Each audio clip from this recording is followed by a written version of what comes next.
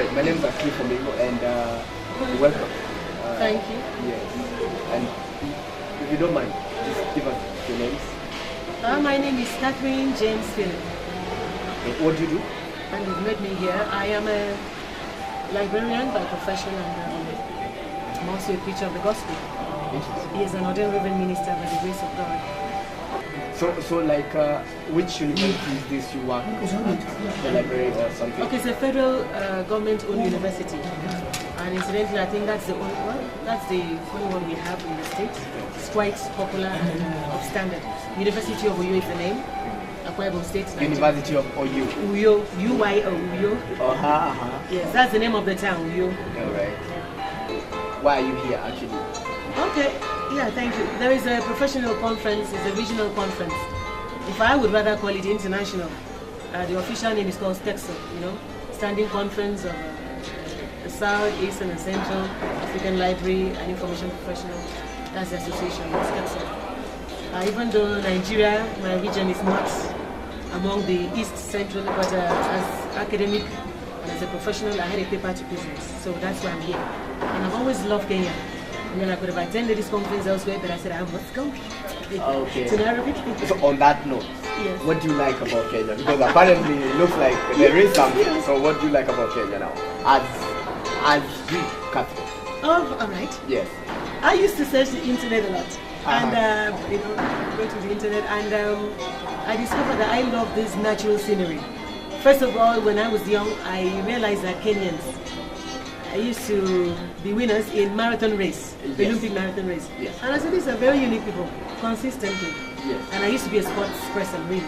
Yes, and I'm looking at you people, your modesty and everything, so I just say, and even in academically, I realized that a lot of international organizations actually are partnering with, for instance, let me put it this way.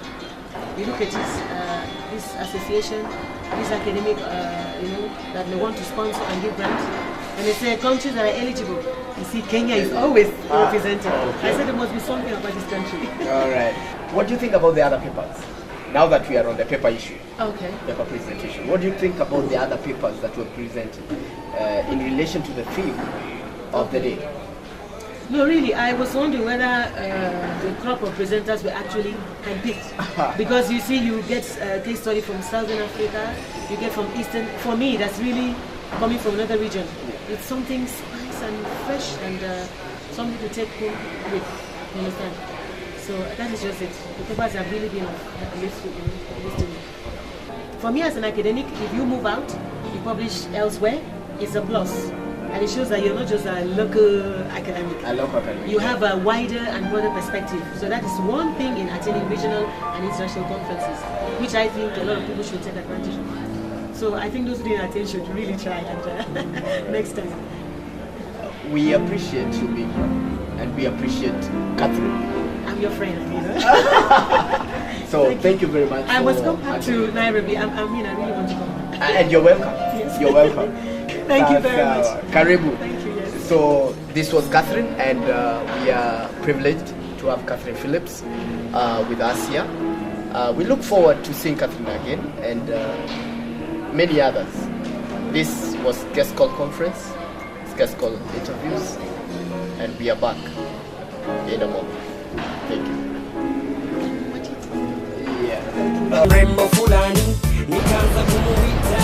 IFLA is International Federation of Library Associations and Institutions.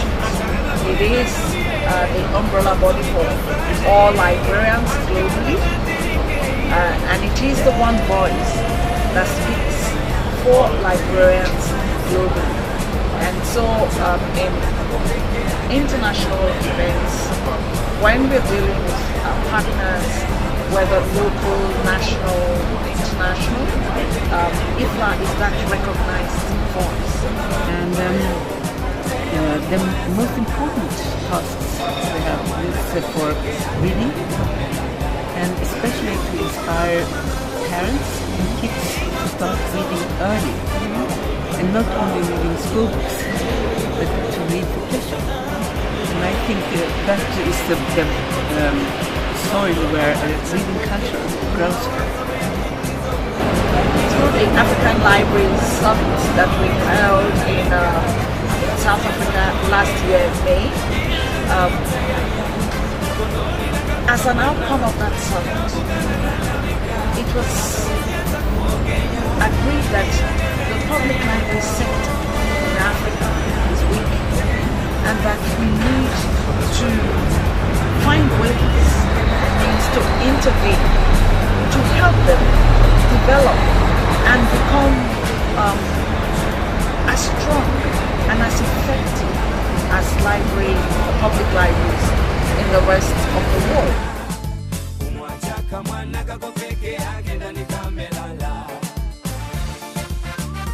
So we thought this theme would be appropriate given that technology is changing every day, and this is affecting our library and information services in many ways, and of course we need to change and actually keep